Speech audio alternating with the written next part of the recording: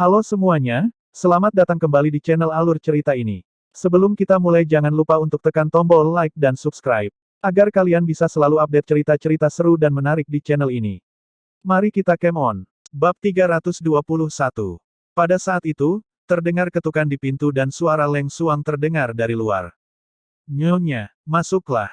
Baik Feng Jiu maupun Guan Xilin berjalan ke meja dan duduk sementara Leng Xuang, yang berpakaian hitam lengkap, masuk ke dalam ruangan dengan membawa nampan. Nyonya, Tuan Muda, ini bubur sarang burung yang sudah dipesan oleh kakek patriark khusus untuk kalian. Dia kemudian meletakkan dua mangkuk di depan masing-masing dari mereka dan mundur ke samping. Apakah kakekku sudah tertidur? Tanya Feng Jiu sambil makan bubur. Ahua yang mengurusnya dan mengatakan bahwa dia sudah tertidur. Leng Xuang berkata dan berhenti sesaat sebelum melanjutkan, 8 pemimpin penjaga Feng telah tiba dan menunggu di luar untuk bertemu dengan Nyonya. Setelah Feng Jiu selesai dengan seluruh mangkuk bubur, dia menggesernya ke samping dan berkata, biarkan mereka tinggal di rumah terlebih dahulu, tunggu sampai aku memiliki waktu dan akan bertemu dengan mereka nanti. Iya, Leng Xuang menjawab dan keluar untuk menyampaikan pesannya. Setelah kedelapan orang itu mendengar perkataannya, mereka saling menatap sebelum pergi. Saat mereka mendengar kabar tentang patriark mereka langsung bergegas kembali. Mereka pikir nona muda mereka tidak ada di rumah, mereka tidak menyangka bahwa dia sudah kembali. Namun, bagaimana keadaan patriark mereka sekarang? Apakah dia sudah melewati fase berbahaya? Mereka keluar dari halaman tetapi tidak jauh. Sebaliknya, mereka berdiri di sekitar seperti penjaga lain yang melindungi halaman, berdiri menjaga dengan diam. Malam ini, tidak hanya Feng Jiu dan yang lainnya tidak tidur, tetapi Murongbo yang berada di istana juga tidak bisa tidur. Dia khawatir sepanjang malam dan terus memikirkan Feng Xiao. Apakah dia sudah mati, atau masih hidup? Dalam situasi pada saat itu, dia telah mendengar suaranya. Jika dia tidak mati. Berpikir tentang hal ini, dia berdiri dan berjalan bolak-balik gelisah. Dia tidak bisa diam dan hanya bisa menantikan fajar untuk mengirim seseorang mencari tahu lebih banyak berita. Rencananya awalnya adalah mengirim seseorang malam ini, namun setelah mendengar keamanan ketat yang diterapkan oleh kediaman Feng, jika dia mengirim seseorang untuk membunuh malam ini, dia khawatir akan menimbulkan kecurigaan. Hanya setelah memikirkannya berulang kali bahwa dia menyingkirkan ide tersebut. Seperti mereka, Murong Yixuan tidak bisa tidur sama sekali. Hari ini, dia merasa ada yang salah dengan ekspresi ayah kaisarnya dan itu telah membangkitkan kecurigaannya. Dia takut bahwa upaya pembunuhan hari ini memiliki hubungan dengan dia, jika dia benar-benar terkait dengan masalah ini. Tidak, dia pasti berpikir salah, ayah kaisarnya tidak akan melakukan sesuatu yang begitu impulsif dan sembrono. Namun, ada suara di dalam hatinya yang memberitahunya bahwa ini adalah kenyataan yang kejam. Karena jika pembunuhan itu berhasil, Feng Xiao akan mati dan segalanya akan jatuh ke tangannya. Dia tidak pernah mengharapkan bahwa hal-hal tidak berjalan sesuai rencana dan situasi yang mengkhawatirkan seperti ini akan terjadi. Berbagai kekuatan di kota bulan berawan semuanya memikirkan masalah ini. Bagaimana jika Feng Xiao jatuh begitu saja? Apa yang akan terjadi pada kediaman Feng? Jika Feng Xiao jatuh begitu saja, apakah kediaman Feng akan menjadi milik keluarga kekaisaran atau akan diserap oleh cabang samping? Pada akhirnya, kediaman Feng tanpa Feng Xiao hanya akan meninggalkan seorang lelaki tua dan seorang Feng Qingge berusia 16 tahun yang tidak akan mampu menopang seluruh kediaman Feng. Apa akibatnya nanti bagi kediaman Feng? Mereka sangat penasaran, itulah sebabnya mereka juga sangat peduli dengan hidup dan mati Feng Xiao. Saat hari mulai terang, hampir setiap keluarga dan kekuatan telah mengirim orang untuk menanyakan berita. Yang mengejutkan orang adalah bahwa tidak ada tangisan berkabung yang keluar dari kediaman Feng atau tidak ada lentera putih yang digantung di depan gerbang. Tidak ada berita tentang kematian Feng Xiao sama sekali. Apakah itu berarti dia masih hidup? Selain menderita luka yang begitu parah, dia juga diracuni. Dia benar-benar berhasil bertahan melalui semua itu. Hampir semua orang merenggangkan leher mereka saat mereka memandangi kediaman Feng, berharap akan ada beberapa berita yang diumumkan. Namun, jika bukan berita yang disengaja oleh kediaman Feng yang dirilis, akan sangat tidak mungkin untuk mengetahui apapun. Hal itu karena tidak peduli apakah itu penjaga atau pelayan di kediaman Feng, mereka semua telah menjalani pemeriksaan ketat saat dipekerjakan. Juga terdengar bahwa mereka memiliki perbedaan yang jelas antara halaman dalam dan luar di kediaman itu. Mereka yang bekerja di halaman luar tidak memiliki izin untuk masuk ke halaman dalam dan hanya bisa menunggu di area yang dialokasikan untuk mereka sendiri. Itu sebabnya jika seseorang ingin mencari beberapa berita tentang kediaman Feng, seseorang benar-benar harus menunggu sampai mereka sendiri merilis berita tersebut, jika tidak itu hanya akan sia-sia belaka. Namun, serangan terhadap Feng Xiao diketahui oleh seluruh kota dan juga ada dokter yang telah menyatakan bahwa dia tidak akan hidup melewati malam itu. Itulah sebabnya, baik hidup atau mati, kediaman Feng seharusnya segera mengumumkan pesan. Mereka hanya bisa menunggu sampai saat itu dan mendengar pesan itu secara langsung.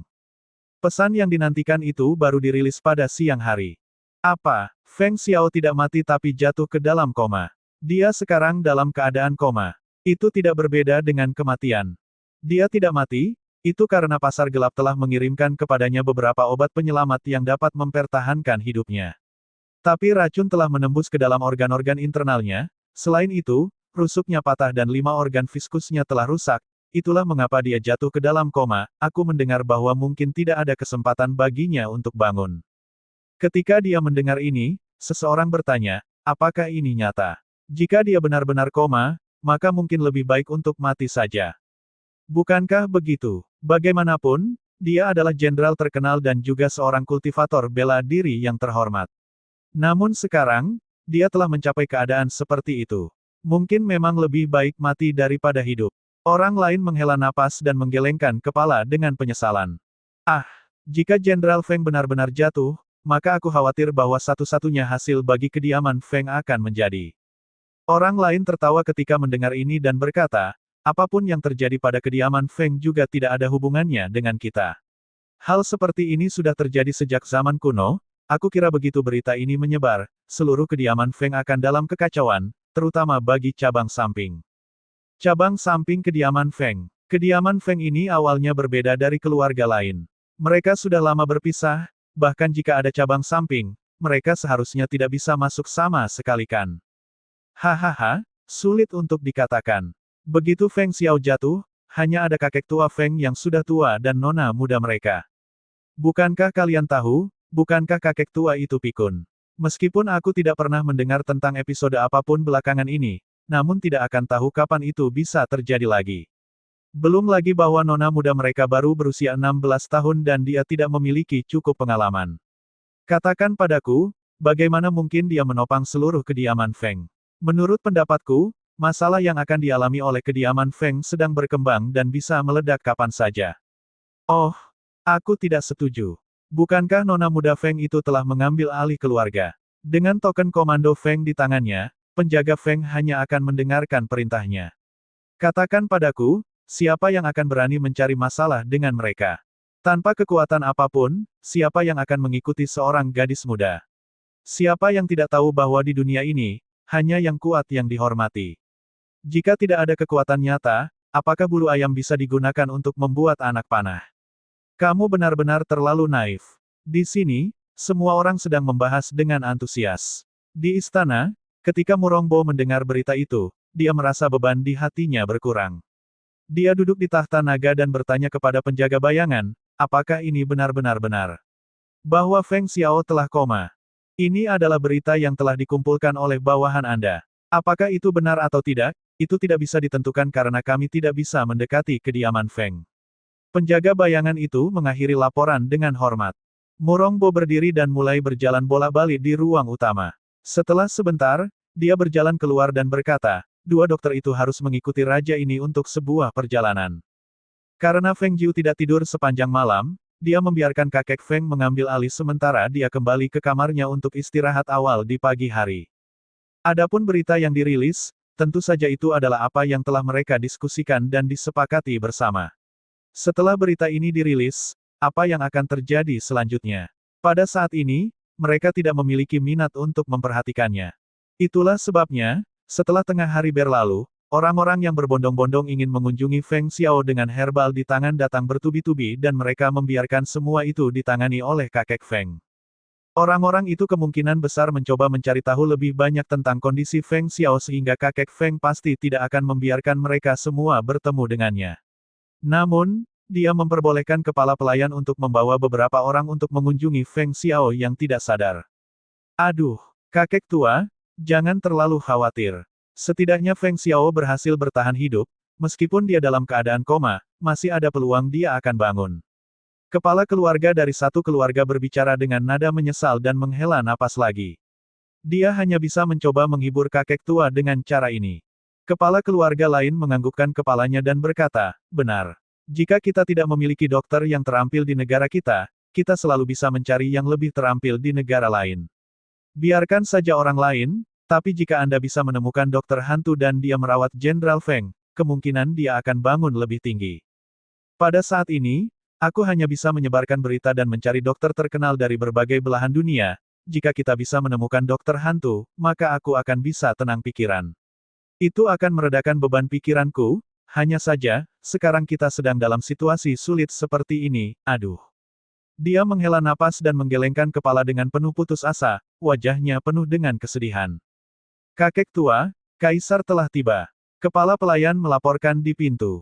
Kakek Feng segera meninggalkan ruangan untuk menyambut Kaisar, meninggalkan Leng Hua untuk berjaga di samping tempat tidur. Dua kepala keluarga itu saling memandang dan segera mengikutinya keluar untuk menyampaikan salam mereka. Pelayan tua ini menyambut Kaisar. Kakek Feng mengangkat tangan untuk menyapa, tetapi sebelum dia bisa membungkuk, Murong Bo melangkah maju dan menopangnya. Kakek tua, tidak perlu ada formalitas, bagaimana keadaan Feng Xiao?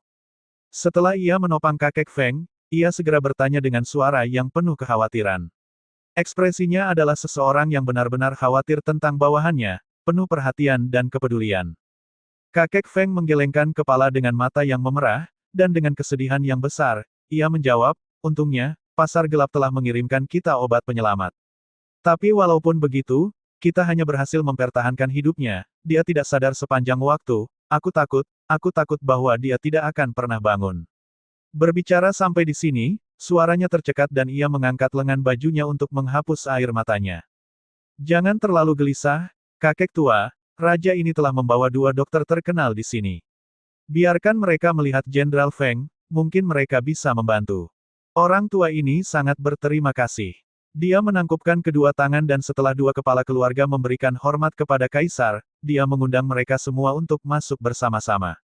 Atas perintah Kaisar, kedua dokter melangkah maju dan memeriksa Feng Xiao sekali lagi dengan hati-hati. Semakin mereka memeriksanya, semakin terkejut mereka. Ketika mereka memeriksanya kemarin, Feng Xiao hampir mati dan mereka berdua setuju dan mendiagnosis bahwa hidup melewati malam akan membutuhkan mukjizat. Namun hari ini, meskipun tidak ada banyak perbedaan dalam penampilan dari kemarin, namun, pernapasannya jauh lebih kuat. Sudah jelas bahwa pernapasannya begitu lemah sehingga bisa mati kapan saja tetapi sekarang, pernapasannya telah stabil. Ini membuat mereka terkesan oleh obat yang diberikan oleh pasar gelap. Ini praktis adalah obat keabadian yang bisa membangkitkan orang mati. Dia hampir mati dan dia benar-benar bisa kembali hidup. Kedua dokter itu berdiri dan berjalan menuju Kaisar dengan penuh hormat dan melaporkan. Kaisar, meskipun Jenderal Feng berhasil mempertahankan hidupnya, namun cedera internalnya terlalu serius dan racun masih ada dalam darahnya, oleh karena itu, dia tidak bisa bangun. Jika kita bisa menemukan dokter hantu, itu akan menjadi hari di mana dia mungkin akan bangun. Oh, begitu. Murong Bo terlihat berpikir dan berbalik untuk melihat kakek Feng dan bertanya, hal yang begitu besar telah terjadi pada Feng Xiao, jangan katakan King Ge belum kembali. Ketika mereka mendengar ini, dua kepala keluarga dengan cepat melemparkan pandangan singkat ke arah kakek Feng. Mereka tidak lupa bahwa Kaisar telah mengatur pernikahan untuk Feng Qingge. Meskipun di mata semua orang, menjadi selir samping pangeran mahkota negara Galop Hijau adalah sebuah prestise dan dianggap sebagai keberuntungan baginya. Namun, Feng Xiao sangat keras kepala terhadapnya. Baginya, menjadi selir samping adalah kerugian besar bagi putrinya yang berharga dan dia bahkan mendatangi istana pada hari itu juga. Jelas bahwa dia tidak setuju dengan pernikahan ini dan dia bahkan mengusir Tuan Xiang keluar dengan paksa. Namun, sekarang bahwa Feng Xiao telah jatuh, Feng Qingge belum kembali ke rumah, bagaimana pernikahan ini akan berlangsung. Ketika mereka memikirkan ini, keduanya melemparkan pandangan singkat ke arah Kaisar dan kakek Feng. Ekspresi kakek Feng masih penuh kesedihan saat dia menjawab dengan melankolis, aku hanya mengirimkan surat padanya dan mendorongnya untuk segera kembali ke rumah. Aku tidak memberitahunya bahwa ada sesuatu yang terjadi pada ayahnya, jika dia tahu, seberapa khawatir dia akan menjadi. Aku tidak ingin dia terlalu khawatir. Mendengar ini, Murongbo tidak bertanya lebih lanjut tetapi menghiburnya dan berkata, jangan terlalu khawatir kakek tua Feng, tidak mudah bagi Feng Xiao untuk tetap hidup. Raja ini yakin bahwa begitu kita bisa menemukan dokter hantu, dia pasti akan diselamatkan. Terima kasih kepada Kaisar atas kata-kata yang membawa keberuntungan. Kakek Feng menundukkan kepala dan menangkupkan kedua tangannya saat berbicara, namun tidak ada kesedihan dalam matanya. Hanya ada kemarahan yang membakar yang lenyap saat dia mengangkat kepala. Itu begitu singkat sehingga seolah-olah itu tidak pernah muncul sama sekali, sehingga tidak ada yang memperhatikannya. Mereka bertukar beberapa kata sebentar dan setelah Murongbo pergi, kedua kepala keluarga itu juga mengucapkan selamat tinggal. Setelah mengantarkan mereka pergi, kakek Feng kembali ke halaman Feng Xiao dan pergi ke bangku batu di tengah dan duduk diam tanpa berkata-kata. Semua penjaga yang menjaga tempat itu di bayangan semuanya bingung dengan ini saat mereka bertukar pandangan tanya. Bukankah nona muda sudah kembali, namun mengapa kita harus memberitahu dunia luar bahwa dia belum kembali? Kakek tua Feng pasti memiliki maksud di baliknya. Mengapa aku merasa itu ide nona sendiri? Mengingat Tuan Putri, aku tidak mengharapkan wajahnya telah pulih sepenuhnya. Tidak ada bekas luka sedikit pun. Mendengarkan panggilannya, Tuan Putri, yang lain melihatnya dengan bercanda dan berkata, aku lihat setelah perkelahian dengan Nona, kamu benar-benar tunduk padanya. Pria yang berpakaian biru membalas pandangan mereka yang mengolok-olok dengan sinis saat ia membalas, hei, jangan bilang aku tidak pernah memperingatkan kalian. Jika kalian tidak mendengarkan kata-kata orang yang lebih tua, kerugian akan datang. Setelah dia mengatakan itu, dia melihat Feng Jiu berjalan ke arah mereka. Lihat, itu Tuan Putri. Pria berpakaian biru tersenyum dan maju tanpa mengatakan apa-apa saat dia membungkuk dengan hormat dan berkata, Luo Yu menyapa Tuan Putri. Feng Jiu berhenti sejenak dan melirik ke arahnya sebelum dia tersenyum samar, oh, kamu. Dia tersenyum dan menjawab, hehehe, Tuan Putri masih ingat bawahan ini. Bukankah kamu yang terakhir kali aku pukul? Dia mengedipkan matanya nakal saat dia melangkah melewati mereka dan tanpa mengatakan apa-apa lebih lanjut, dia berjalan ke tengah halaman. Kakek, dia mengangkat kepalanya ketika dia mendengar panggilannya. Feng kecil, kamu di sini. Kaisar baru saja pergi. Dia berdiri dan bertanya, apakah kamu akan menemui ayahmu? Ayo, kakek akan menemanimu. Baiklah. Dia langsung menjawab saat dia mengikuti dia ke dalam ruangan dan meninggalkan Leng Xuang di luar untuk berjaga. Saat pintu tertutup, tidak ada yang tahu apa yang dia lakukan di dalam. Kelompok yang diblokir oleh Leng Xuang hanya bisa berjaga di luar, hanya Luo Yu yang memiliki kulit tebal terus berbicara dan membanjirinya dengan pertanyaan. Leng Xuang, aku adalah Luo Yu, kamu masih ingat aku kan?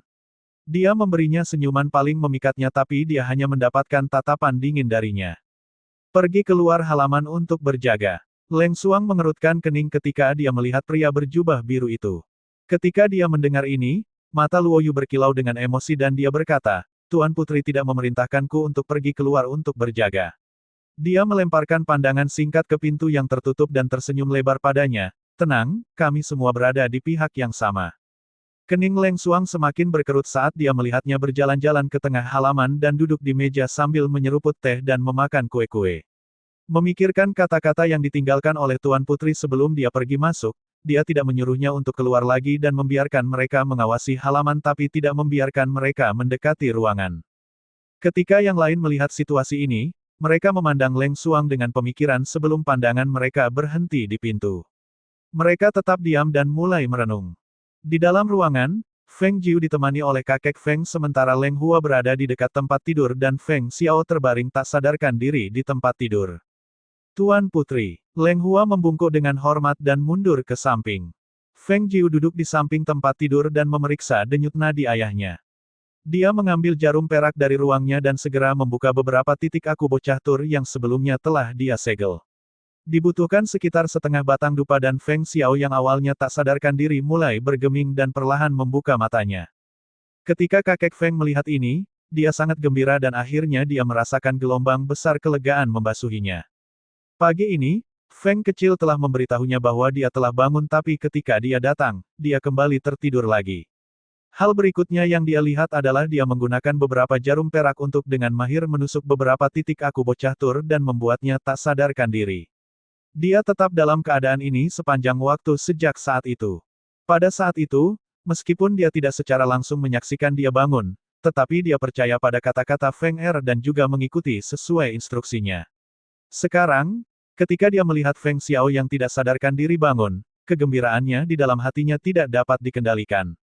Feng Xiao, kau benar-benar membuat kami sangat khawatir. Kakek Feng berkata sambil menangis dan dia menghela nafas lega setelahnya. Feng Xiao membuka mulutnya dan mencoba berbicara, namun napasnya masih sangat lemah. Bibirnya bergerak tetapi tidak ada suara yang keluar. Ayah, ayah yakinlah bahwa tubuhmu akan pulih dengan baik. Feng Jiu berkata dengan lembut, meskipun cedera tubuhmu sangat parah, yang terpenting adalah bahwa ayah telah sadar. Selama ayah beristirahat dengan baik, ayah seharusnya bisa bangun dari tempat tidur dalam waktu sebulan. Dia paling parah cedera di dadanya dan tidak perlu dikatakan lagi bahwa 5 tulang rusuknya patah. Jika bukan karena keahliannya dalam bidang kedokteran serta penelitian terhadap pil dan herbal, situasi semacam ini memang tidak bisa diselamatkan. Namun, dengan keterampilannya ditambah dengan pembuatan pil, dia seharusnya bisa menggunakan waktu sebulan untuk memulihkan diri 50 hingga 60%. Waktu ini tepat untuk beristirahat dan pulih dengan baik. Mulai dari hari ini, seharusnya tidak ada orang lain yang datang berkunjung. Bahkan jika ada, tidak ada yang diizinkan. Ya, kita akan mendengarkan segala yang kamu katakan. Kakek Feng mengangguk kepala berulang kali sebelum dia berbalik untuk meninggalkan instruksi untuk memblokir semua pengunjung. Pada saat ini, 2 ketukan bergema di pintu dan sesosok masuk. Little Jiu, aku telah membawa bubur. Guan Xilin membawa mangkuk kecil dan ketika dia melihat bahwa kakek Feng juga berada di sini, dia menyapanya. Ketika kakek Feng mendengar bahwa itu adalah untuk Feng Xiao, dia tidak bisa tidak bertanya, Feng Er, apakah ayahmu sudah bisa makan bubur? Dadanya begitu parah cedera, aku khawatir. Feng Jiu tersenyum manis saat dia mengambil mangkuk itu ke tangannya dan menyendokkan sendok kecil. Ini adalah diet yang khusus aku persiapkan untuk ayah. Cederanya terlalu parah, jadi kita harus berhati-hati dengan obatnya. Makanan ini lebih ringan dan sangat efektif untuk pengobatannya. Sementara dia sedang menyiapkan bubur, Guan Xilin datang ke tempat tidur dan membantu Feng Xiao dengan hati-hati agar Feng Jiu bisa memberinya bubur. Saat dia meniup sendok kecil bubur, dia berkata padanya, ayah, ada sedikit cairan roh ditambahkan juga. Selain memulihkan organ internal yang rusak, itu juga dapat mengembalikan kekuatan tubuh ayah dan menstabilkan aliran qi di tubuh ayah. Ayo, hati-hati panas. Kakek Feng memperhatikan Feng Jiu dengan lembut merawat ayahnya di samping dan tidak bisa menahan senyuman kecil saat dia mengangguk menghargai. Siapa bilang hanya anak laki-laki yang baik? Siapa bilang hanya laki-laki yang bisa membawa kemuliaan pada nama keluarga? Apa yang bisa dilakukan seorang pria, seorang wanita juga bisa melakukannya. Kadang-kadang, mereka bahkan bisa melakukannya dengan lebih baik.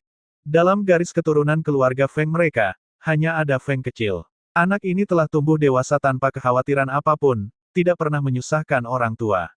Sekarang bahwa insiden seperti ini terjadi, bahkan jika itu adalah seorang anak laki-laki, mungkin dia tidak akan bisa menahan tekanan semacam itu.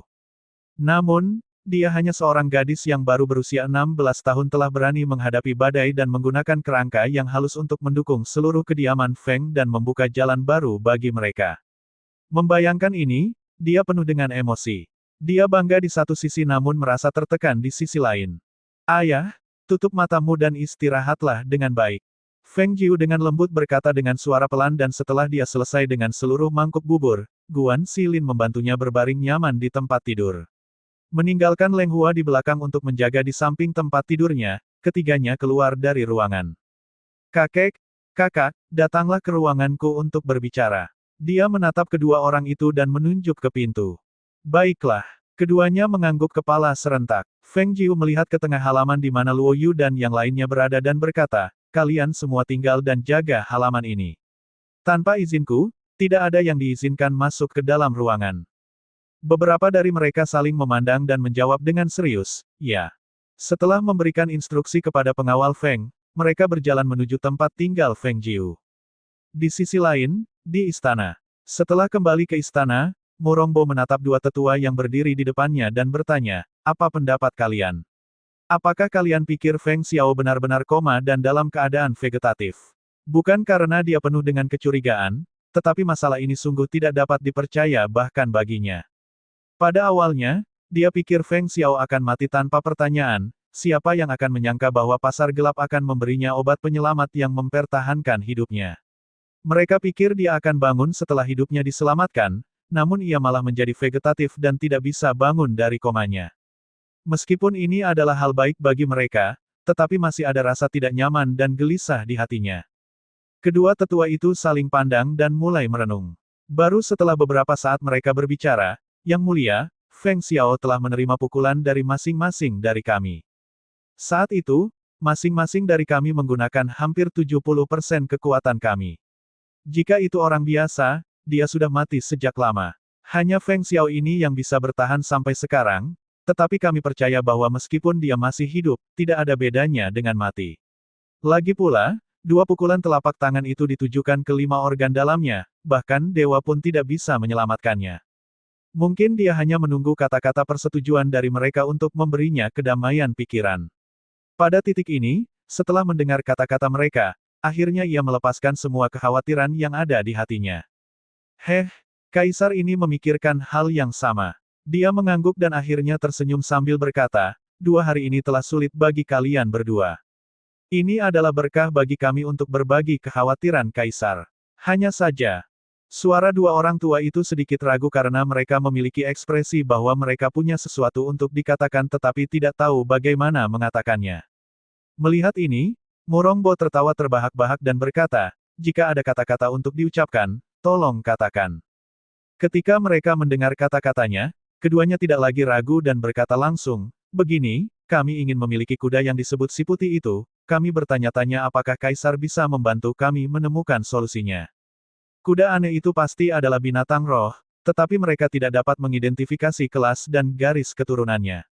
Namun, yang mereka tahu adalah bahwa dalam situasi seperti itu, di bawah tekanan dan aura yang menindas yang mereka lepaskan, bisa lolos dari keduanya adalah perbuatan yang patut diacungi jempol.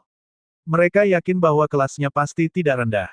Jika mereka bisa mendapatkannya, mereka pasti akan menjinakkannya dan membiarkannya menjadi tunggangan mereka. Setelah semua, mereka belum pernah melihat binatang roh seperti itu yang memiliki kesadaran spiritual yang begitu tinggi dan kekuatan pertarungan yang begitu besar. Setelah pertempuran itu pada hari itu, keinginan untuk memilikinya telah tertanam dalam hati mereka.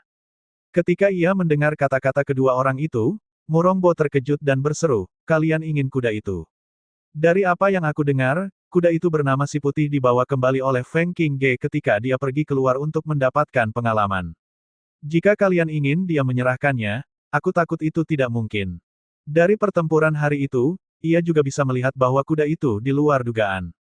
Tidak peduli apa, 2 kultivator bela diri dilemparkan oleh tendangan kakinya. Di mana kalian bisa menemukan kuda biasa dengan kemampuan seperti itu? Hanya saja, sebagai kaisar negara ini, meminta dia untuk menyerahkan kuda itu agak canggung dan merupakan sesuatu yang tidak bisa diucapkan. Feng Xiao telah jatuh, sementara kediaman Feng hanya memiliki patriark tua Feng dan Feng Qingge. Di antara kedua ini, salah satunya sudah lanjut usia sementara yang lain masih kecil. Belum lagi yang tua mengidap demensia dan mengalami kehilangan ingatan sesekali. Yang kecil hanya memiliki kekuatan yang kecil, dalam beberapa hari, aku takut bahkan kediaman Feng mereka tidak akan bisa dipertahankan. Jadi apalagi meminta sebuah kuda. Jika sulit bagi Kaisar untuk membuat permintaan, mengapa tidak menunggu sebentar? Aku merasa bahwa begitu Kaisar membuat permintaannya, Feng Qingge tidak akan berani menentangnya. Lagi pula, Feng Xiao telah jatuh, hari-hari berikutnya berbeda dari sebelumnya. Mendengarkan kata-kata ini, hati Murongbo berdebar keras dan bibirnya melengkung.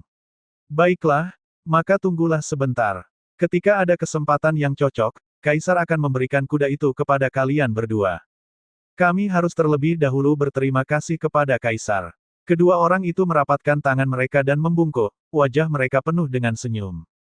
Menurut pendapat mereka, masalah ini tidaklah sulit. Setelah Feng Xiao jatuh, bukankah kediaman Feng hanya seperti domba gemuk yang menunggu untuk disembelih? Hanya sebuah kuda, pada saat itu bahkan jika dia ingin melindunginya, aku takut dia tidak memiliki kemampuan untuk melakukannya. Pada saat yang sama, meskipun 8 pengawal Feng berkumpul di halaman Feng Xiao, namun hati mereka semua tertuju pada pintu yang tertutup itu. Apa pendapatmu? Apakah Patriark benar-benar dalam keadaan koma? Tanya salah satu dari mereka, wajahnya penuh dengan rasa ingin tahu. Sepertinya begitu, bukankah Kaisar membawa 2 dokter untuk memeriksanya? Lagi pula, aku mendengar bahwa Patriark sangat terluka kali ini dan berkatnya dia berhasil mempertahankan hidupnya. Tapi mengapa aku masih merasa bahwa ada yang tidak beres? Atau, mengapa kita tidak masuk dan melihat? Salah satu dari mereka menyarankan, ada sedikit godaan dalam nada bicaranya. Aku menyarankan kalian semua untuk tidak mengharapkan hal seperti itu. Tuan Putri telah dengan tegas memberi perintah bahwa tanpa izinnya, tidak ada yang diizinkan masuk. Luo Yu yang sedang bersandar di pohon di halaman itu menatap mereka. Meskipun suaranya lemah, saat ini, tidak ada jejak kegembiraan biasanya di wajahnya. Tapi kita bahkan tidak tahu situasi patriark kita sendiri, hatiku penuh dengan kekhawatiran. Selain itu, kemampuan medis Fan Lin tidak terlalu buruk, bagaimana jika kita membiarkannya masuk untuk melihat kondisi patriark? Fan Lin yang berpakaian putih adalah seorang pria yang memancarkan kepribadian seorang pria. Dia merenung sejenak dan berkata, tidak baik masuk tanpa izin nona muda dan patriark tua, aku masih berpikir lebih baik kita lupakan saja. Jika kita memang ditakdirkan untuk tahu, mereka akan memberi tahu kita. Jika kita tidak ditakdirkan untuk tahu, lebih baik bagi kita untuk tidak tahu dan lebih baik tidak menyelidiki. Beberapa dari mereka mengangguk dan setuju, hanya pria yang antusias tentang hal ini sedikit tidak puas dan dia berkata, apa ini? Bukankah hanya masuk dan melihat saja? Karena kalian semua tidak berani masuk, maka aku akan masuk sendiri, baiklah. Lagi pula, selama kalian tidak mengatakan apa-apa, nona muda tidak akan tahu. Saat dia selesai berbicara, dia segera menuju pintu kamar yang tertutup. Qi Kang. Beberapa dari mereka memanggilnya. Penjaga Feng itu menghentikan langkahnya dan berbalik untuk melihat mereka. Dia tersenyum kurang ajar dan berkata tanpa basa-basi kalian semua terlalu gugup. Aku tidak akan melakukan apapun pada patriark kita. Aku hanya sangat penasaran dan ingin melihatnya, itu saja. Setelah itu, tangannya meraih pintu dan pada saat itu juga tangannya yang terulur ditangkap. Dia berbalik untuk melihat dan melihat bahwa itu adalah Luo Yu yang menahannya dengan kuat. Luo Yu, apa yang sedang kamu lakukan? Luo Yu memiliki ekspresi serius dan menatapnya, matanya mencerminkan ketidakpuasannya dan dia berkata, Qi Kang, sebelum nona kita pergi, dia telah memberitahu kita untuk tetap di dalam halaman dan belum memberi izin kepada kita untuk masuk.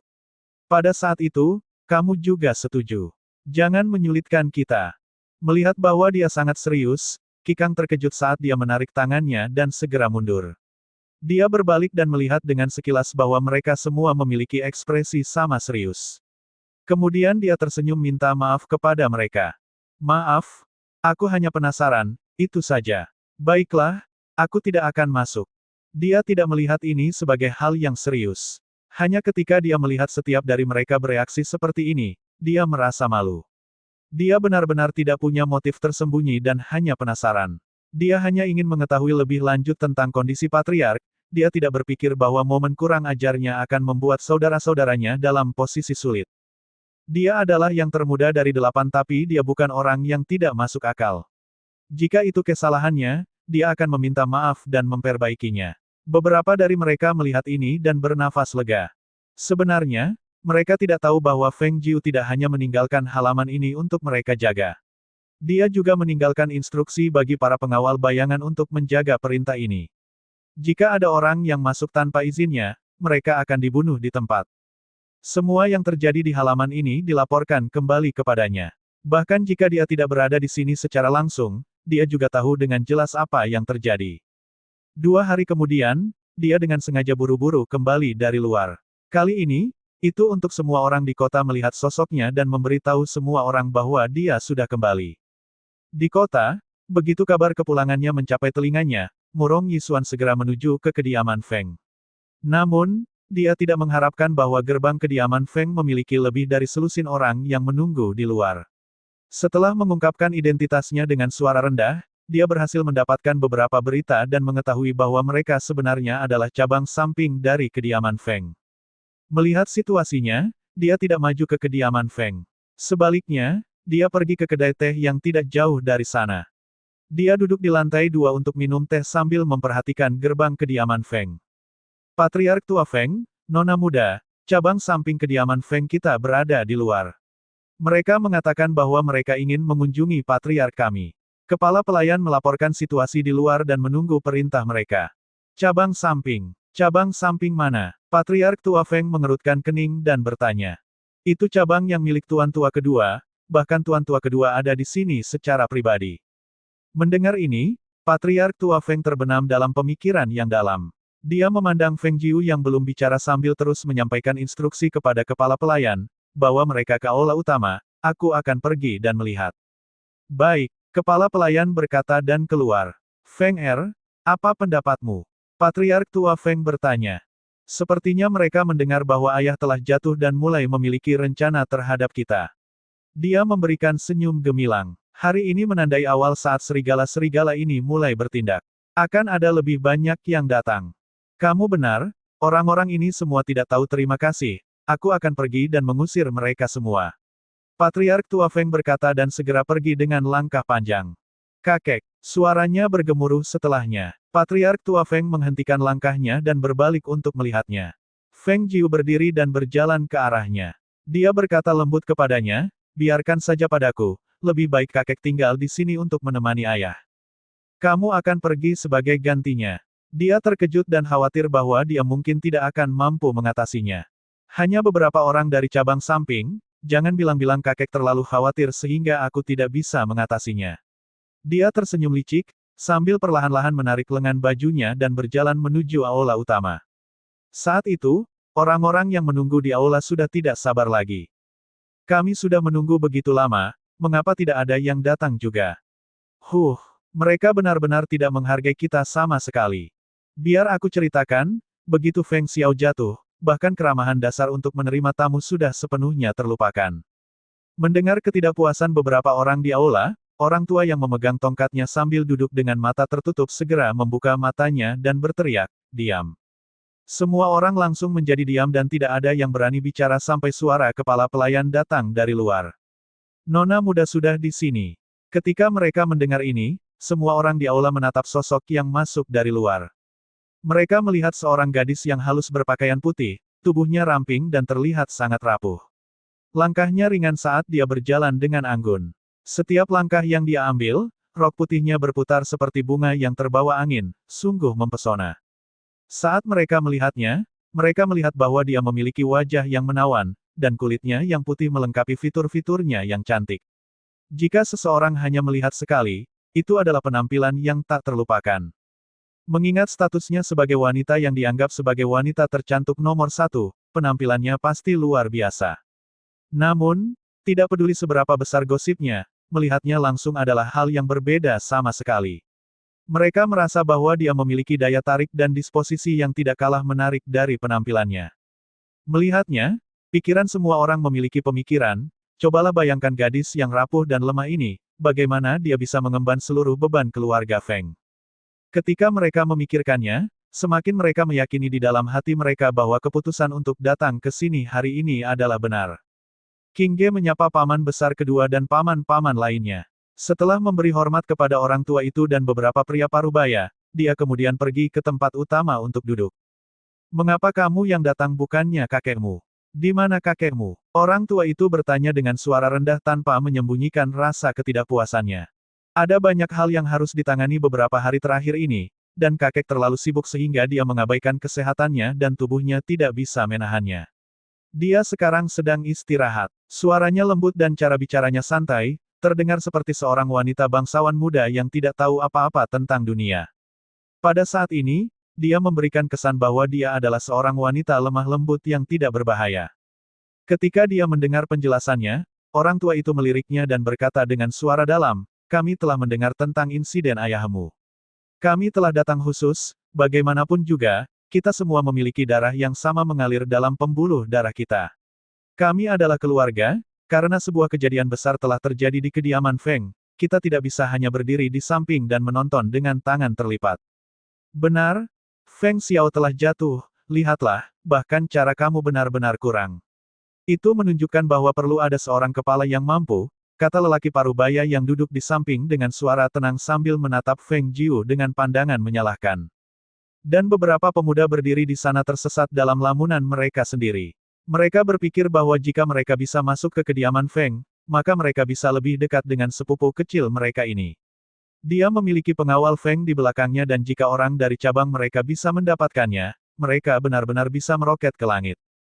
Hahaha. Mendengarkan tuduhan mereka satu persatu, Feng Jiu tertawa keras sambil bersandar di bagian belakang kursi dan menyibakkan rambut yang menggantung dari samping. Dengan sikap santai dan malas, auranya perlahan berubah. Meminum tehnya dengan santai sambil menutupi separuh wajahnya, dia melakukannya dengan perlahan. Seolah-olah tawa yang baru saja dia lepaskan telah mengubah seluruh dirinya. Jika dikatakan bahwa dirinya sebelumnya selema anak kucing, memberi kesan bahwa dia lemah dan mudah diperdaya, maka perubahan pada dirinya sekarang setara dengan seekor singa yang telah terbangun.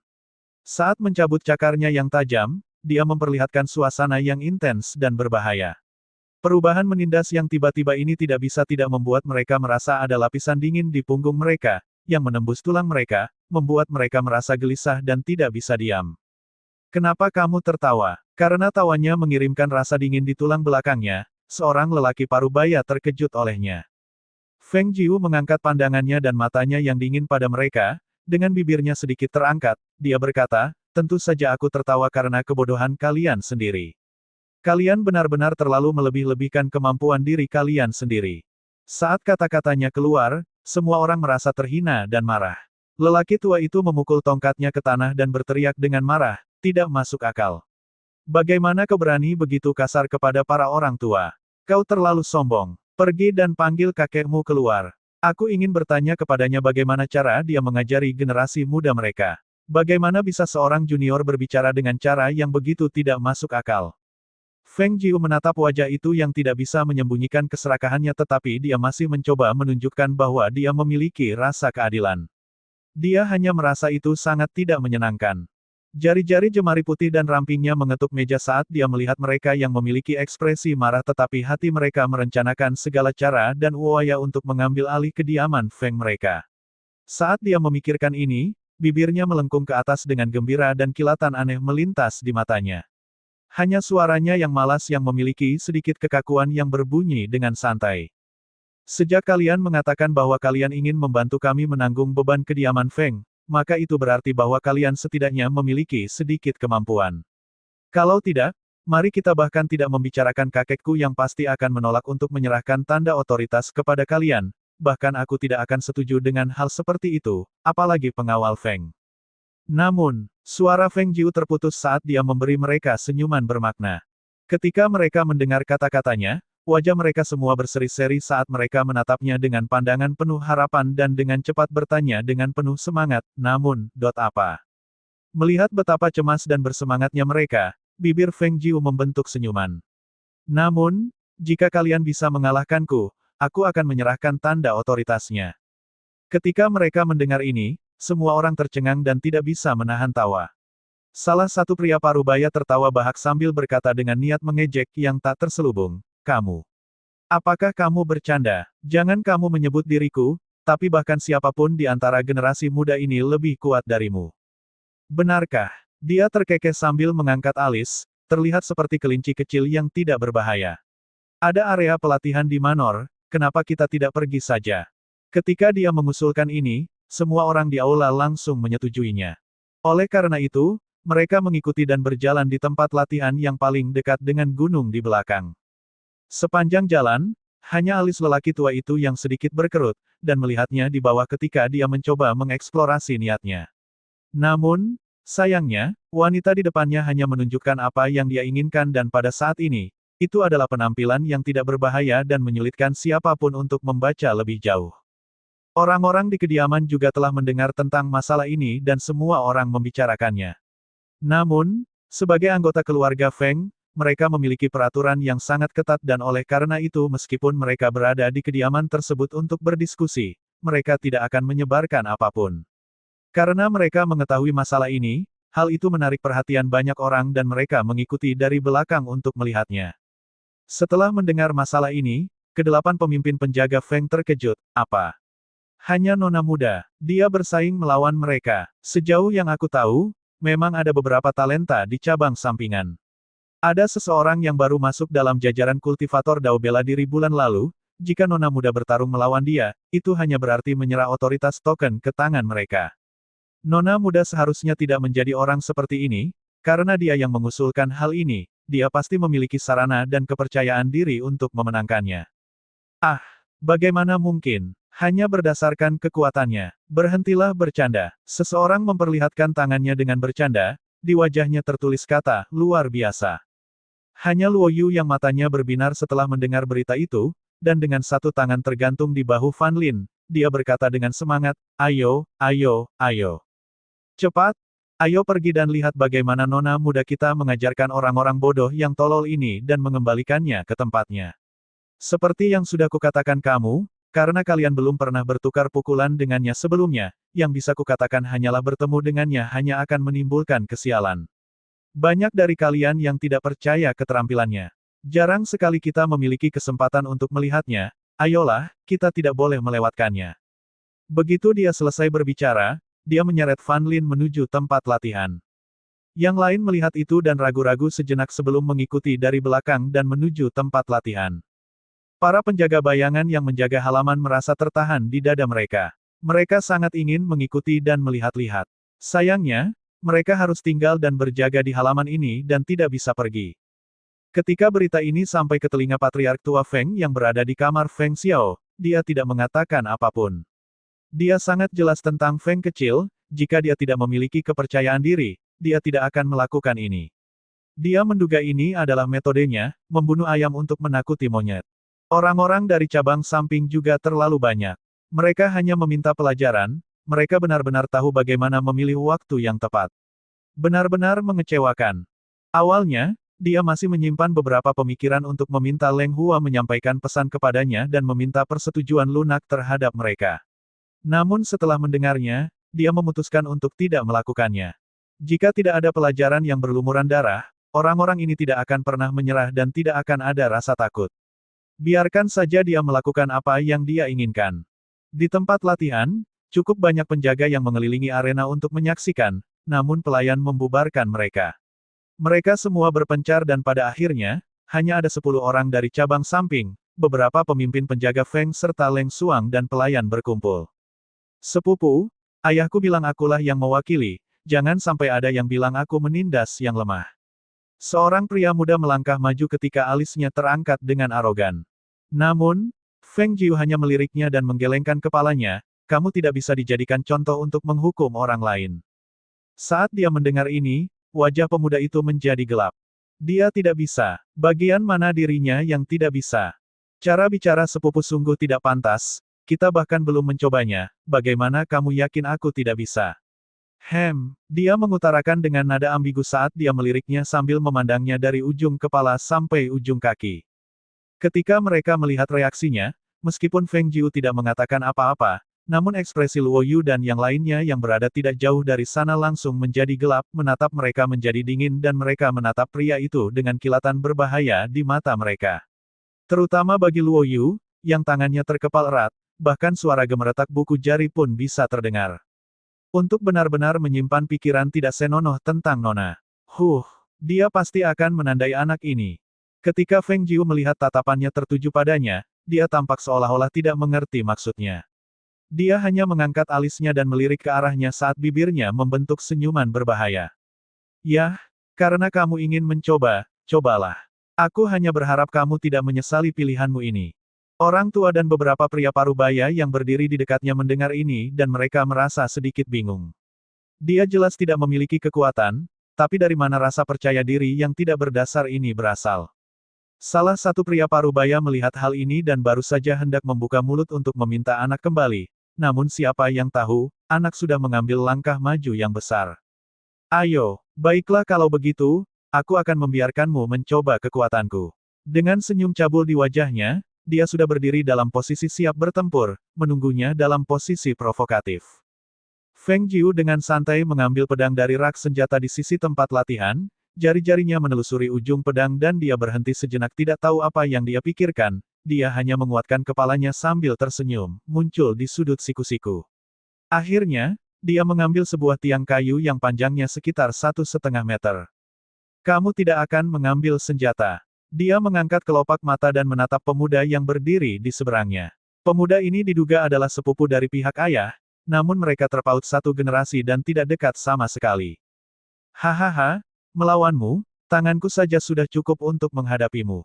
Dia tertawa keras dan saat berikutnya, senyuman jahat terlihat di wajahnya saat dia berkata, "Sepupu, kamu harus berhati-hati." Saat dia mengatakannya, dia mengambil langkah ke depan dengan sikap mengancam saat tangannya terangkat ke depan, mengaitkan tangannya seperti cakar dan mengulurkan tangan ke arah dadanya. Wajah 8 penjaga Feng yang melihat ini langsung berubah. Bajingan bejat itu, Luo Yu mengutuk dengan suara rendah. Sebagai seorang laki-laki, melihat laki-laki menjengkelkan yang melakukan tindakan tidak senonoh benar-benar membuatnya ingin maju dan menghajarnya. Dia benar-benar mempermalukan kita, para pria. Yang termuda dari 8 bersaudara, ekspresi Kikang juga hancur dan menatap pemuda itu dengan berbahaya. Dia bahkan memanggilnya sepupu, apakah mereka benar-benar saudara? Yah, lebih baik tidak memiliki kerabat seperti itu. Beberapa orang lainnya tidak mengatakan apa-apa tetapi mereka memandang pria itu dengan mata menyipit dan alis berkerut. Fan Lin juga memperhatikan Leng Xuang yang berdiri tidak terlalu jauh dari mereka. Dia memiliki tatapan yang tenang namun dingin, dan dia tidak bisa tidak terkejut. Beberapa ide melintas di benaknya, dan tatapannya akhirnya kembali ke tempat latihan dan alisnya yang awalnya mengencang telah mengendur saat itu. Wanita muda berbaju putih itu memasang ekspresi acuh tak acuh saat dia berdiri di sana tanpa bergerak sedikit pun. Dia memegang tiang kayu di tangannya dengan sangat santai, tidak ada kemiripan posisi yang jelas. Dan ketika dia melihat bahwa langkah pertamanya adalah meraih dadanya, dia mengangkat alisnya dan menyeringai. Tepat ketika tangan pemuda itu hendak menyentuh dadanya, dia terlihat bergerak sedikit dan saat sisinya melewatinya, tiang kayu itu langsung menghempaskan tangan malang itu dan ketika tiang kayu itu jatuh ke tangannya, mereka bahkan bisa mendengar desiran angin dari jauh. Dan yang terjadi selanjutnya adalah jeritan menyedihkan dari pria itu. Arg! Jeritan berdarah yang kental menutupi suara tulang patah di tangan. Hanya dengan satu gerakan, tiang itu telah mendarat di tangannya dan menghancurkan seluruh tulang di tangannya. Tangannya sekarang bengkak dan tampak seperti kaki babi yang bengkak dan tangan yang lain memegang erat tangan yang terluka saat dia melompat kesakitan, mencoba segala cara untuk meringankan rasa sakitnya. Arg! Sakit sekali. Melihat pemandangan ini, ada kelegaan di setiap wajah penjaga Feng bercampur dengan kegembiraan yang tak terselubung saat mereka menikmati momen tersebut. Hah! Dia pantas mendapatkannya. Memang sudah seharusnya begitu. Luo Yu dan Kikang keduanya berteriak pada saat yang sama, dan keduanya berbalik untuk saling memandang dengan senyuman di mata mereka. Melihat mereka yang berbinar beralih ke sosok berpakaian putih di tempat latihan, dan merasakan bahwa serangan ini sangat menyegarkan. Ketika orang-orang di cabang samping melihat pemandangan ini terjadi di hadapan mereka, setiap ekspresi mereka berubah menjadi sangat buruk. Ketika mereka pertama kali melihat tangannya meraih dada, mereka merasa dia telah kehilangan seluruh wajah mereka. Hebatnya, sekarang hanya dalam satu gerakan, dia telah terkena tiang kayu di tangannya. Saat tiang itu mendarat di tangannya, pandangan mereka terhalang oleh tubuhnya. Itu sebabnya dari sudut pandang mereka, pukulan itu tidak terlihat terlalu berat dan karenanya ketika mereka melihat reaksi ekstremnya, mereka hanya merasa bahwa dia terlalu dramatis dan tidak berguna.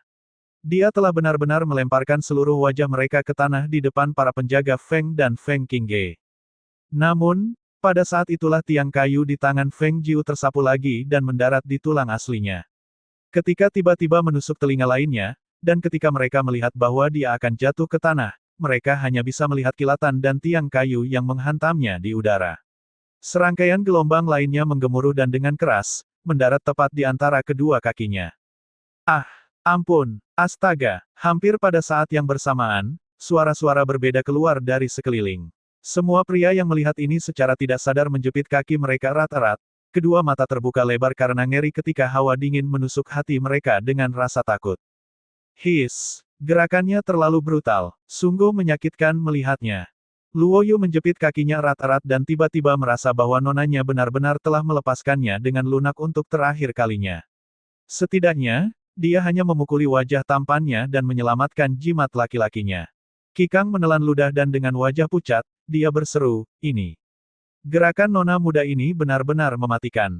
Sangat ganas. Mau tak mau dia berpikir kembali, jika dia benar-benar memasuki ruangan saat itu, apakah nona muda juga akan menghadiahinya dengan tiang kayu? Memikirkannya saja sudah membuat hawa dingin merambat di punggung. Benar saja, begitu tombol kemarahan seorang wanita diaktifkan, kemarahan yang dilancarkan sungguh tak terduga. Ketika Van Lin melihat pria yang dikirim terbang dengan sebuah tiang kayu, dan di mana tiang itu berakhir, dia mengelus dagunya dan berkata sambil berpikir, melihat bagaimana tiang ini mendarat, diperkirakan peluangnya memiliki keturunan dalam bahaya. Pria itu kini pingsan karena rasa sakit yang luar biasa dan terbaring tak sadarkan diri di tanah dalam kondisi yang mengenaskan. Beberapa orang lainnya sedang melihat nona muda mereka yang telah berbalik dan meletakkan tiang kayu di belakangnya. Mereka semua menarik napas dingin. Aku benar-benar tidak dapat melihat bahwa nona muda kita, wanita yang tidak berbahaya dan patuh seperti itu benar-benar dapat memanfaatkan manuver eksplosif dari tiang kayu. Seseorang benar-benar tidak dapat menilai buku dari sampulnya. Pria parubaya itu berteriak kaget, ketika dia menggerakkan maju untuk mendukung anak muda yang tidak sadarkan diri dan menemukan bahwa seluruh tangannya lunak dan semua tulangnya telah patah. Seluruh telapak tangan berlumuran darah, dan di tempat yang paling rentan bagi laki-laki, juga terdapat butiran darah dan celananya telah diwarnai merah. Dengan hati yang penuh kesedihan, dia tiba-tiba mendongak dan melemparkan kesalahan pada wanita itu. Dia berteriak, "Kamu mempunyai hati yang kejam.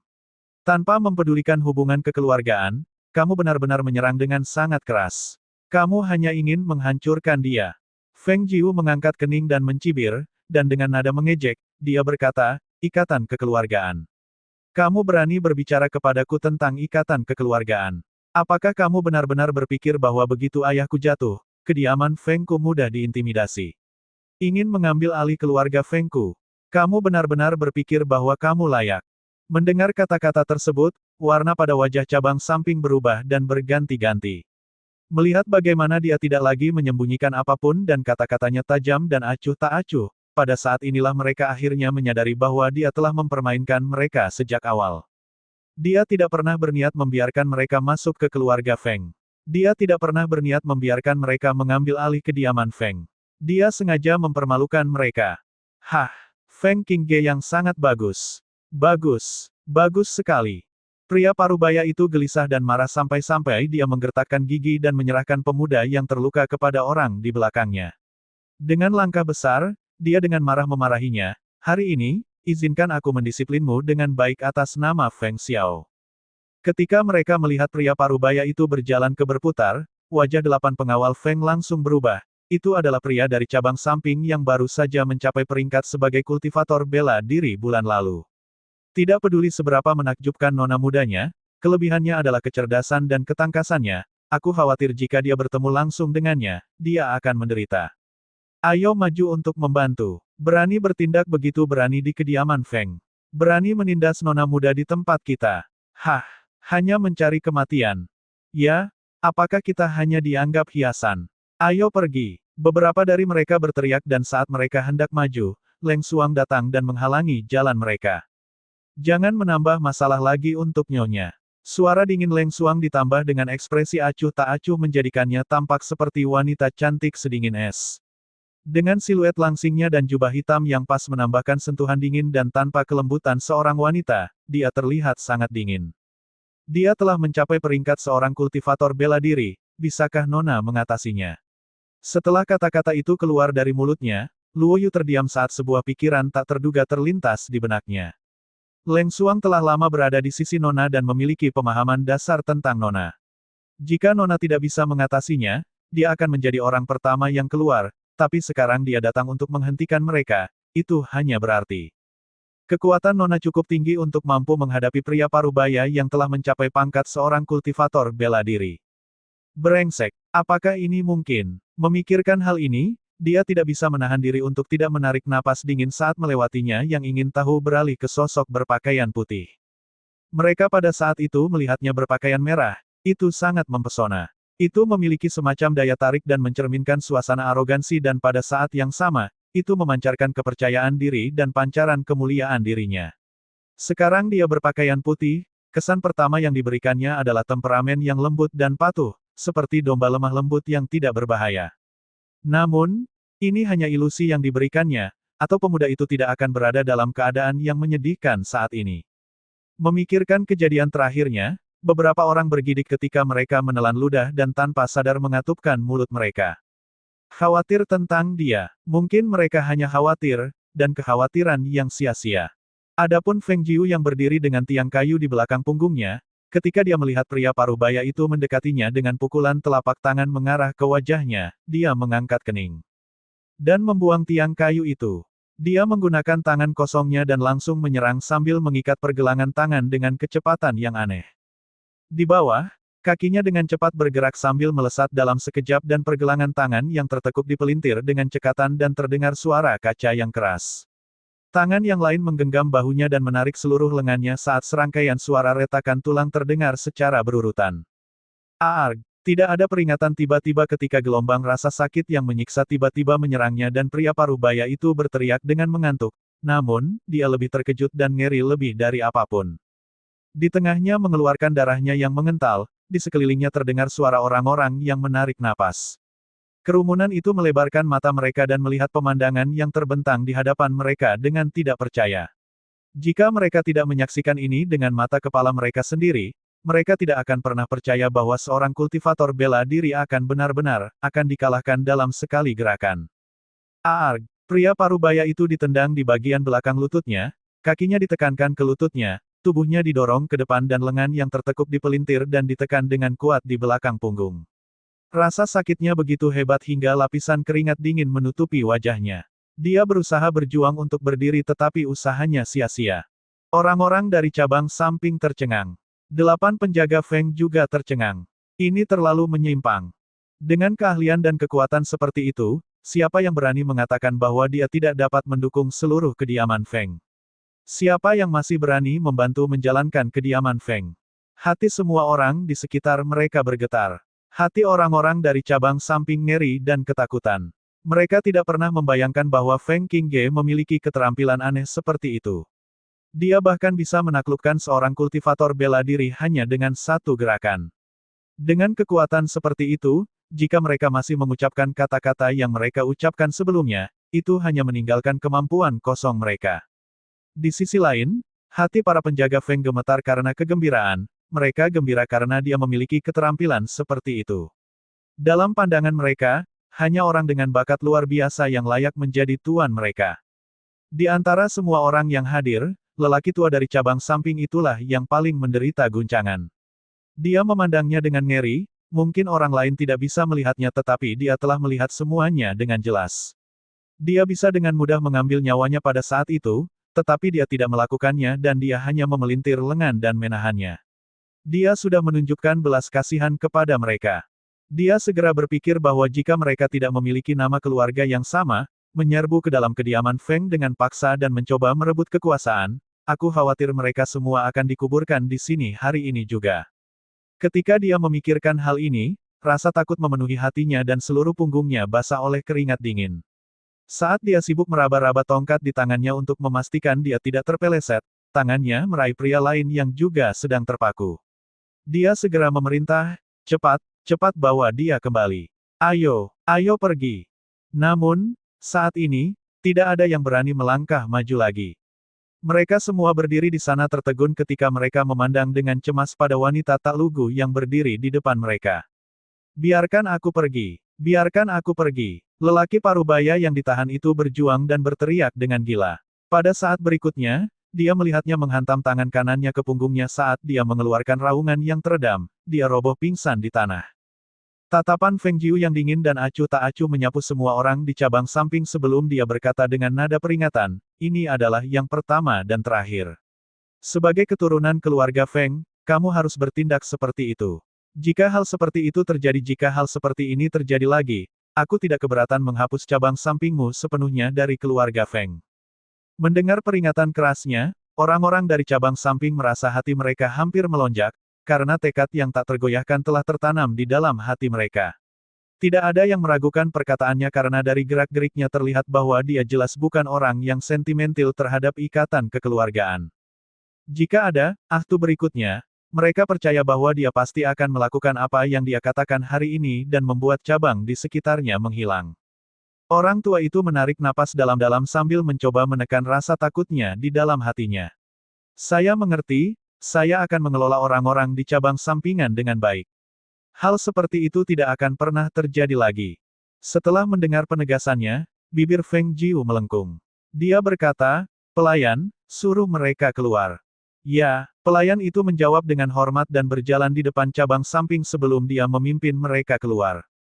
Melihat mereka pergi dengan ekor di antara kaki mereka, wajah mereka pucat, Luo Yu tidak bisa menahan tawa gembira. Dia berjalan menuju Feng Jiu dengan langkah besar dan berkata dengan nada menjilat, "Nona muda, saya baru tahu bahwa Anda sebenarnya memperlakukan saya dengan sangat baik." Feng Jiu mengangkat alisnya, dia menatapnya dengan senyum penuh arti. Pandangannya melewati beberapa orang lain sebelum dia keluar ke tempat latihan. Melihat dia tidak berbicara padanya, Luo Yu hanya menebalkan kulitnya dan mengikuti dari belakang. Di tempat latihan, semuanya tenang setelah mereka pergi dan sekarang hanya 7 penjaga Feng yang tersisa. Bagaimana menurut kalian? Dengan kekuatan dan kemampuannya, apakah kekuatannya memenuhi syarat untuk menjadi nona kita? Fan Lin sambil tersenyum melihat orang-orang di sekitarnya. Beberapa dari mereka tenggelam dalam pikiran mereka, ketika salah satu dari mereka akhirnya berkata, penampilan nona benar-benar di luar dugaan kami. Jika dia benar-benar wanita seperti itu, tidak ada masalah yang mengambil alih penjaga Feng. Itu benar, cara dia menangani segala sesuatunya dengan sempurna. Gayanya dalam menangani sesuatu yang sangat tegas, dia bisa lembut dan tegas ketika diperlukan.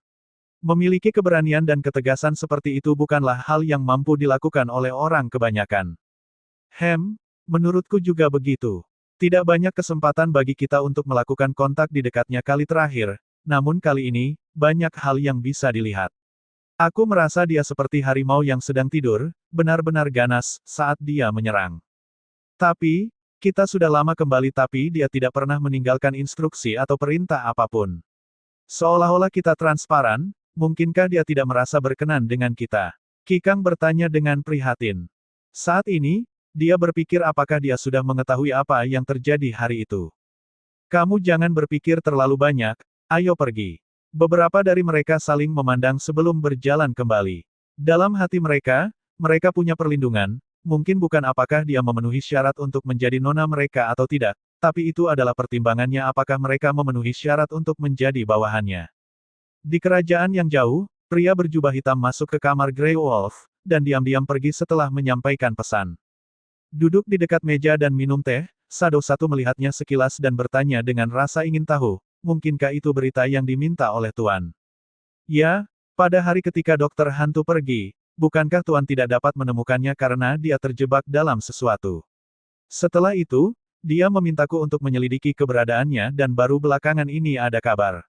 Grey Wolf mendekat sambil mengambil tas itu dengan maksud untuk melihat informasinya. Tidak ada berita di negeri Galop Hijau. Di bawah bimbingan Tuan, dia memintaku mengirim seseorang ke negeri kemuliaan matahari untuk mengintip. Mungkinkah berita itu akhirnya tiba? Negara kelas 9. Mengapa dokter hantu pergi ke sana? Shadow satu mengerutkan alisnya, menurut pendapatnya, bagaimana bisa dokter hantu berasal dari negara kecil itu? Bagaimanapun, negara kelas 9 tidak mungkin menghasilkan alkemis dengan kaliber setinggi itu. Bagaimana aku bisa tahu? Tuan tidak mengatakan apa-apa, dia hanya memintaku mengirim seseorang ke negeri kemuliaan matahari untuk memeriksa semuanya. Berbicara sampai di sini, dia mengeluarkan informasi dari tas. Hal pertama yang berada tepat di atas adalah lukisan seseorang. Orang dalam potret ini mengenakan jubah merah yang cemerlang, wajah yang luar biasa dan memperlihatkan mata yang penuh dengan kebijaksanaan dan digambar dengan sangat jelas sehingga tampak seolah-olah orang yang menatap ke arah mereka. Ekspresinya kurang terbuka, dengan bibir melengkung membentuk senyuman jahat. Siapa lagi orang ini selain dokter hantu yang tertarik pada detail sekecil itu? Grey Wolf sedang memegang potret ini sambil menggelengkan kepalanya dan bergumam sendiri. Lihat ini, Tuan benar-benar mabuk cinta sampai ke sumsumnya. Jika kamu memintaku untuk melukis potret dokter hantu, aku tidak akan pernah bisa menggambar lukisan yang begitu hidup. Lihat, Tuan bahkan berhasil mengeluarkan pesonanya. Jika kamu mengatakan bahwa Tuan tidak memiliki dokter hantu di dalam hatinya, aku tidak akan pernah mempercayainya. Shadow satu meliriknya dan berkata, aku berpikir lain. Penyakit cinta adalah masalah antara dua orang, tetapi dalam kasus Tuan, sekali lihat dan jelas bahwa itu hanya sepihak. Jika dokter hantu memiliki Tuan di hatinya, dia akan melakukannya dan tidak melarikan diri setiap saat. Kamu tidak bisa sepenuhnya menyalahkan dokter hantu, kalau dilihat dari dia seharusnya baru berusia sekitar 15 atau 16 tahun. Dia masih anak-anak, meskipun harus kuakui dia lebih jahat dari siapapun di usianya, namun kamu tidak dapat menyangkal bahwa kenyataannya dia baru berusia 15 atau 16 tahun. Belum lagi, Tuan adalah orang yang memiliki hasrat menyimpang. Dokter hantu itu terlihat normal, jadi masalah Tuan menyukainya adalah satu hal dan faktanya dia tidak menyukai Tuan adalah hal lain. Kamu mengatakan bahwa Tuan menyukainya, mungkinkah dia ingin membengkokkannya? Ketika dia mendengar ini, Shadow 1 memandangnya dengan aneh dan berkata, apa yang ingin kamu katakan adalah bahwa dokter hantu itu normal tetapi Tuan tidak. Grey Wolf memeriksa punggungnya dan dengan cepat melirik ke belakang untuk memeriksa sekeliling sebelum dia tertawa. Tuan tidak pernah normal, katakan padaku, apakah pria normal akan menyerahkan wanita cantik yang diberkahi dengan baik dan menyukai pria? Tetapi, wajahnya tiba-tiba berubah saat kilatan terlintas di matanya. Dia batuk ringan sebelum dia mengenakan ekspresi yang terhormat dan berkata, Tuan adalah Tuan kita, tidak masalah apakah dia menyukai pria atau wanita. Itu bukan sesuatu yang kita bawahan bisa berhenti dan memperhatikan perasaannya terhadap dokter hantu. Aku juga ingin membantunya dengan sepenuh hati dan berharap bahwa dia bisa memenuhi keinginannya ini dan mereka bisa bersama selama seumur hidup dengan bahagia. Oh, apakah kamu khawatir aku akan membocorkannya? Shadow 1 minum seteguk teh dan bertanya, apakah aku terlihat seperti orang yang akan membocorkan orang lain?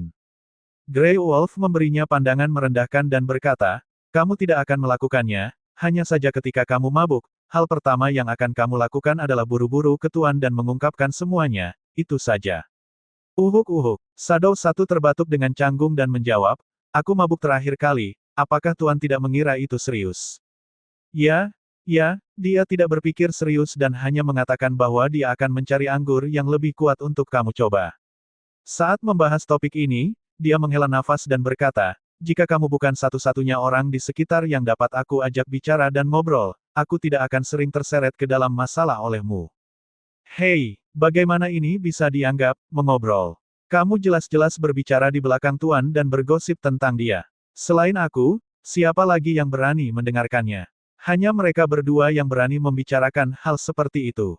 Mereka adalah dua orang yang mengikuti sisi tuannya dan merupakan tangan kepercayaannya. Selain mereka, siapa yang punya nyali seperti itu? Shadow 1 berkata dan ketika dia melihat Grey Wolf memegang potret itu untuk waktu yang lama tanpa menempatkannya, dia menyarankan, sebaiknya kamu berhati-hati dengan lukisan itu dan jangan meninggalkan lipatan apapun di atasnya. Tuan telah meninggalkan instruksi ketat untuk itu, lukisan ini harus diserahkan kepadanya. Kamu tidak tahu, ketika dia melukis ini, dia memegang lukisan ini di tangannya dan berdiri di dekat jendela dan berada di dekatnya sendiri dan mencaci maki dokter hantu karena tidak memiliki hati nurani berkali-kali. Ketika aku melihatnya, pada saat itu aku berpikir bahwa dia mungkin kerasukan. Jika bukan karena hal-hal yang muncul di sana, aku yakin Tuan sudah lama pergi mencari dokter hantu. Aku tahu. Jika bukan karena membiarkan bawahannya mencari keberadaan dokter hantu, Tuan tidak akan pernah melepaskan lukisan ini dari tangannya. Grey Wolf berkata sambil meletakkan potret itu di atas meja dan mengambil informasi lainnya dan memeriksanya. Beberapa saat kemudian, matanya melebar dan dia berdiri tak percaya sambil berteriak, apa? Dokter hantu itu seorang wanita. Pada saat itu, Shadow 1 yang sedang minum teh segera menyemprotkan seteguk teh ke atas meja ketika mendengar hal itu. Dan di atas meja, ada potret yang digambar dengan jelas yang langsung basah oleh tehnya. Dia mengangkat kepalanya dan menatap dengan tidak percaya dan berkata, apa yang kamu katakan? Grey Wolf memegang erat kertas di tangannya sambil berkata dengan gembira, hahaha. Ini luar biasa, dokter hantu sebenarnya adalah seorang wanita.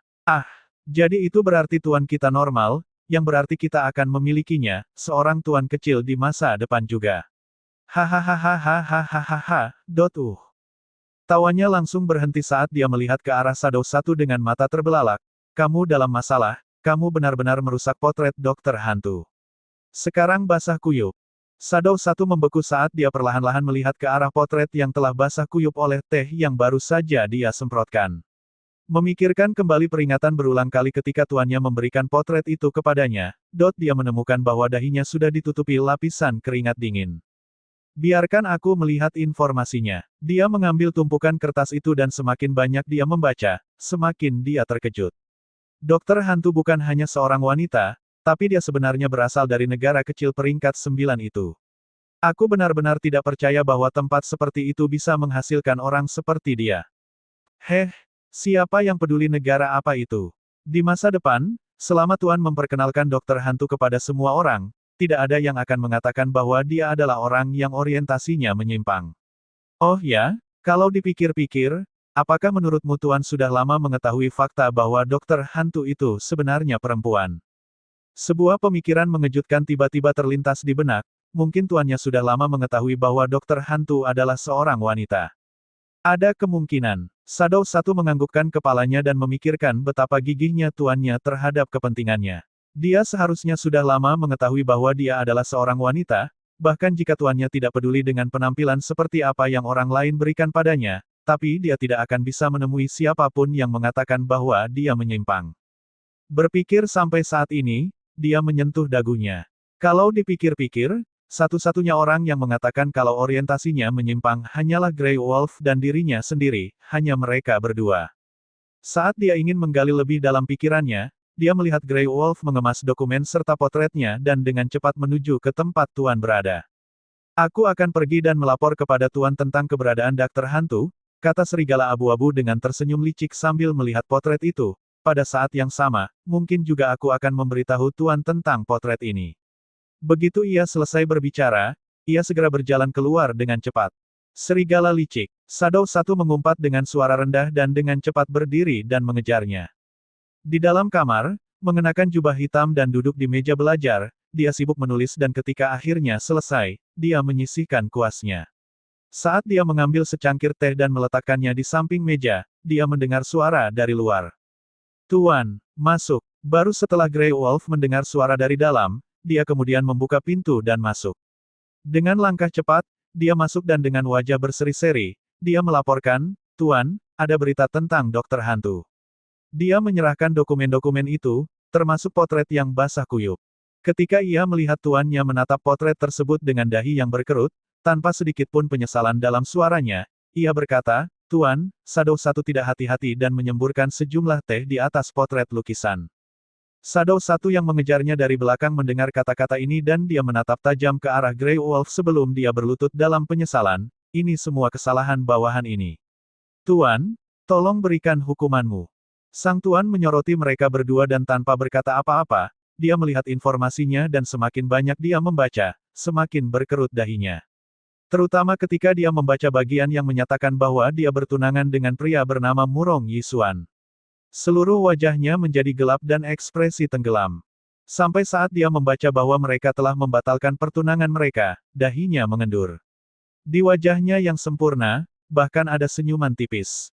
Hal ini mengungkapkan bahwa dia sangat puas dengan kabar yang diterimanya.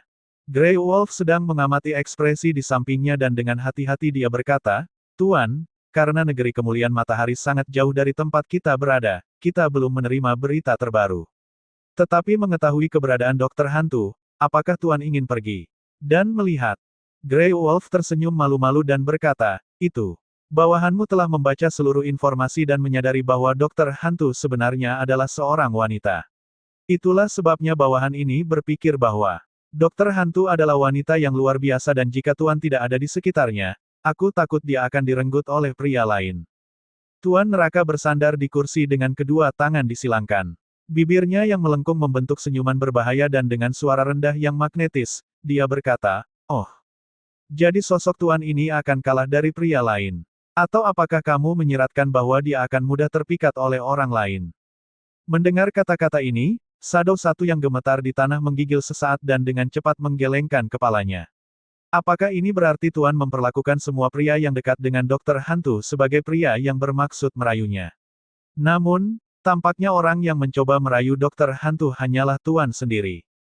Namun meskipun ini benar, ini adalah kata-kata yang dia tidak akan pernah berani mengucapkannya. Ketika Grey Wolf mendengar pertanyaannya, ujung mulutnya bergerak-gerak dan dia tersenyum canggung dan berkata, ini bukan maksud dari bawahanmu. Hanya saja seperti kata pepatah lama, seorang wanita baik takut digoda oleh suaminya. Tidak peduli seberapa baik seorang wanita, atau seberapa dinginnya dia, pertahanannya akan runtuh setelah dikejar tanpa henti oleh seorang pria. Yang saya maksud adalah ketekunan itu kunci, dan dia mungkin tergoda secara tidak sadar oleh metode seperti itu. Ketika ia mendengar ini, mata Tuan Neraka berkilauan dengan cahaya pencerahan.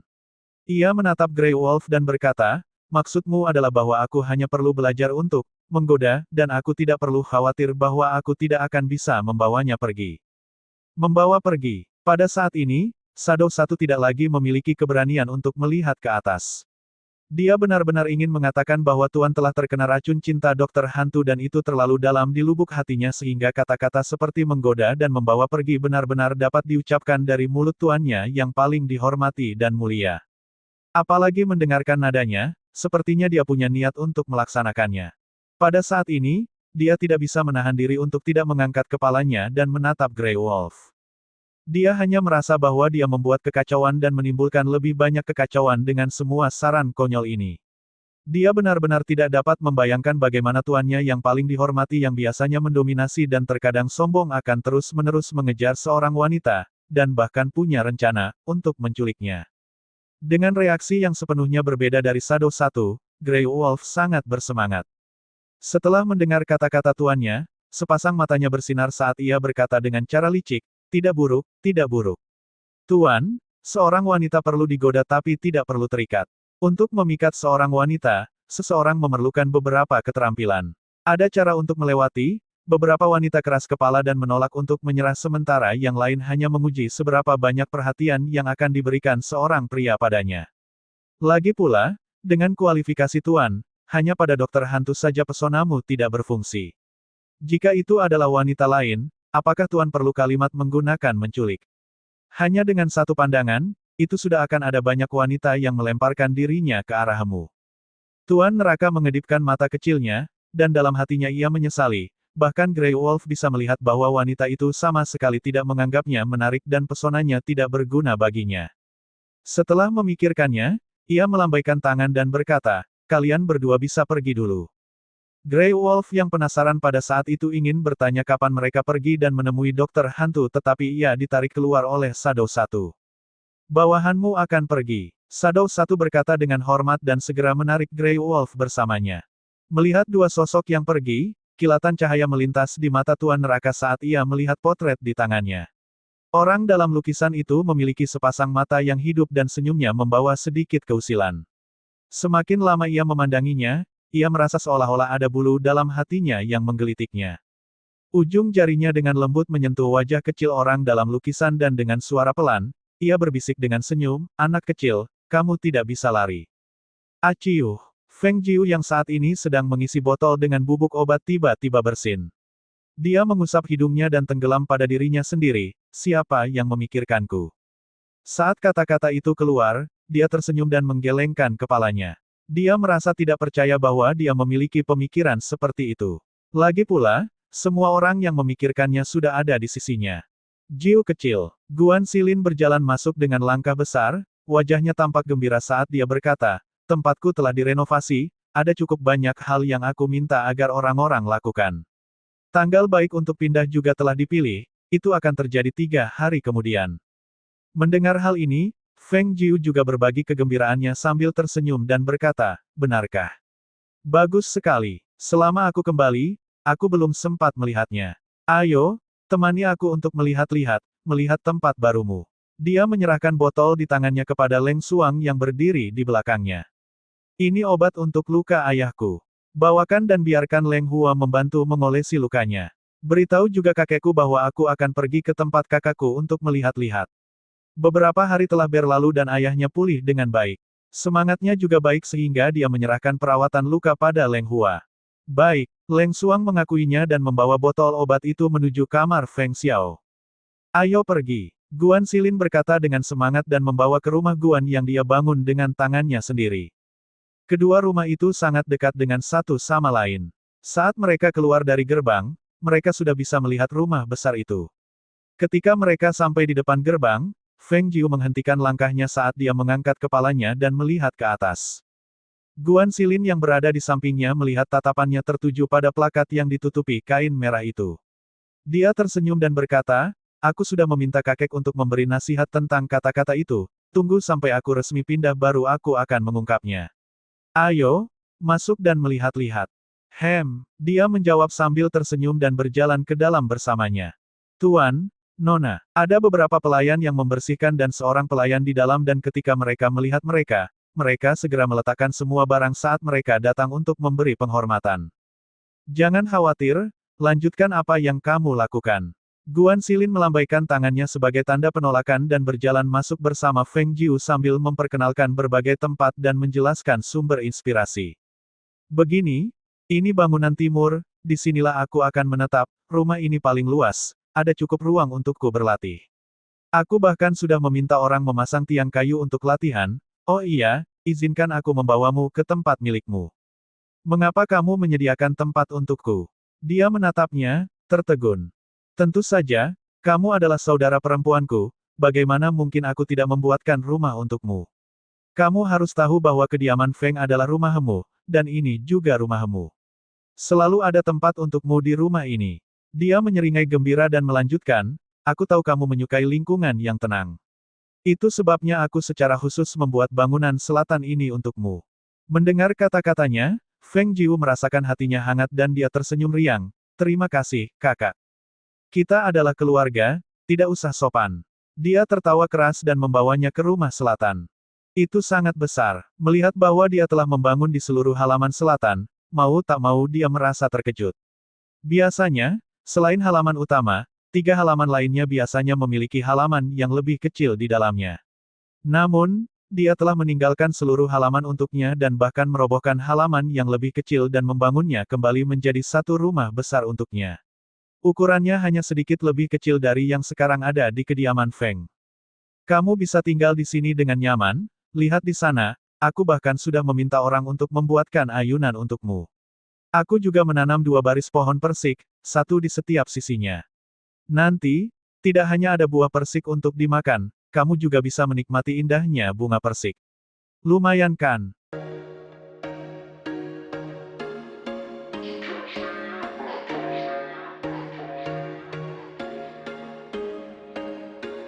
There was once a day that I would pray for you. I'd go and misbehave just so you'd notice too. Sneaking looks up and down from across the room.